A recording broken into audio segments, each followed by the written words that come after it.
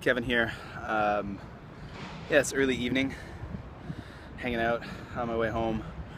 And yeah, so I wanted to talk very quickly about this week's upcoming episode of the Just Japan podcast, because I think it's a pretty cool topic. Well, they're all cool topics. Actually, I did an interview last night. I'm doing actually an interview for next week's episode tonight. But it's part of my continuing series about raising bilingual children, because I always found that that's a very interesting topic. A lot of people are fascinated. It doesn't just apply to like being in Japan. It can apply to any country, anywhere. If you have children and you're trying to raise them to be bilingual, this should be of interest to you. If you just have an interest in learning languages, this should be of interest to you. So there you go. You don't even have to be a parent to have kids if you're just interested in languages. So there's going to be the Raising Bilingual Children Part 2, and it's an interesting thing. Part 1 was my perspective on things to this point, and what's so fascinating about this topic is that every set of parents you talk to, they have a very different story, a very different situation. Everything's very different. Their goals, their aims, their objectives, why they want their children to speak certain languages, the methodology they use, how they do it, the method behind the madness, all that stuff. It's very different. So like you can't compare. Every time you mention the way you do things, I'm sure, like, I do this and I do that when I'm trying to help my child learn a language. The next set of parents, maybe they do something similar, but most will do something different.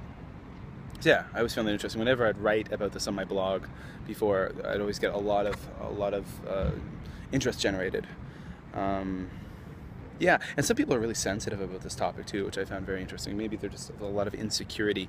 But I can remember saying, like, for example, like in my situation, I don't speak Japanese in my house in front of my children, because in my opinion, in my situation, it's the only chance they have during the day to be with a native English speaker. But so that's what I do, and I'm not saying that it seems to work okay for my kids right now, but that's probably going to change. I got a feeling my son is starting to kind of rebel against that, and he doesn't want to speak English. He wants to speak Japanese more and more because it's his first language. But I've written about this in blog posting, and I'm not saying, I'm just saying this is what I do. And I'm not saying that if people who do different things, they're not wrong. They're just doing different things, and maybe they have methods that work a lot better than mine. But I've gotten like angry comments and tweets from people saying, well, I speak Japanese to my kids and this and that. I'm like, fine, that's awesome. That's what you do. Cool, man. Like, I'm not judging. I'm just saying that every person does something different, which is why on the podcast over the next few months, every once in a while I want to bring on a different person with their perspective, a different family with their perspective, because it's apples and oranges. It's all fruit, right? But it's very, very different. So, yeah, and there's no, so it's interesting. And the great thing when I talk to people, other parents, about how they raise their children bilingual, I'm always learning things and getting great ideas from them. So that's awesome.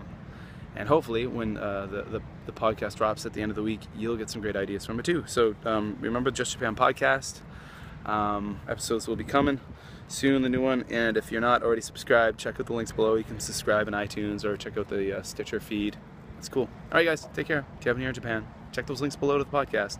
Good stuff. All right, later.